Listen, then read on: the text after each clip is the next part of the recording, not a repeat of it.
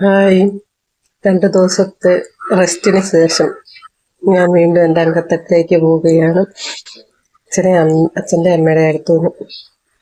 നമുക്ക് സത്യം പറഞ്ഞാൽ നമ്മൾ വീണ്ടും പെൺകുട്ടികൾ ഒരു പഴയ ആ കുഞ്ഞു ജീവിതത്തിലേക്ക് തിരിച്ചു വരുന്ന എൻ്റെ അച്ഛൻ്റെ അമ്മയുടെ അടുത്ത് വരുമ്പോഴാണ് ഒരു ടെൻഷനും ഇല്ലാതെ 2 ദിവസം രാവിലെ കയ്യും കഴി പാത്രത്തിൻ്റെ മുന്നിൽ വന്നിരുന്ന കഴിക്കാനുള്ളത് കിട്ടും. ഉച്ചയ്ക്കും അതുപോലെ തന്നെ നമ്മളെ ഇനിയും അങ്ങോട്ട് ഉത്തരവാദിത്തങ്ങളാണ്. തിങ്കളാഴ്ച മുതൽ രാവിലെ മുതൽ വീണ്ടും പഴയ കൂട്ട് രാവിലെ എഴുന്നേൽക്കണം, സ്കൂളിൽ കൊണ്ടുപോയി കൊടുത്തു വിടാനുള്ളതെല്ലാം റെഡിയാക്കണം. ആകെപ്പാടെ തരയ്ക്കാത്തൊരു വെപ്രാളമായിരിക്കും. ഞാനും എൻ്റെ അച്ഛനും അമ്മയും ജീവിച്ചിരിക്കുന്നിടത്തോളം പെൺമക്കളല്ലേ, ഇടയ്ക്കെങ്കിലും ഇതുപോണക്കൊരു പഴയ ജീവിതത്തിലേക്കും ആ കുട്ടി ആകാനും. എത്ര പ്രായമായാലും അച്ഛനും അമ്മയും ജീവിച്ചിരിപ്പുണ്ട്. അവരുടെ അടുത്ത് വരുമ്പോൾ നമ്മളൊരു കുഞ്ഞായിരിക്കല്ലേ. അച്ഛനും അമ്മയും ജീവിച്ചിരിക്കുന്ന കാലം വരെ ഉള്ളൂ.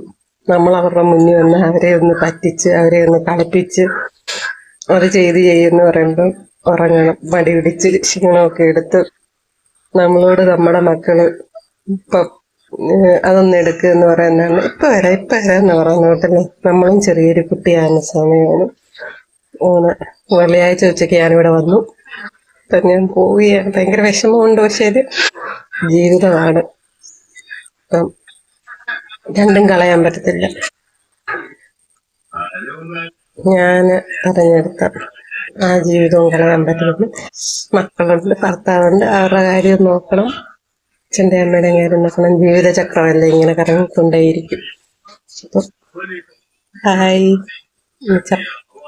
ചപ്പാത്തിയും മുട്ടക്കറി. പക്ഷെ അച്ഛൻ്റെ അമ്മയുടെ നിന്ന് നല്ല ചിരിച്ചടിപൊളിയായിട്ട് ഞാൻ പോകും കേട്ടോ. പക്ഷെ മനസ്സിലായിരിക്കും വേദന, അവർക്കറിയരുത്. അവർ നോക്കുമ്പോൾ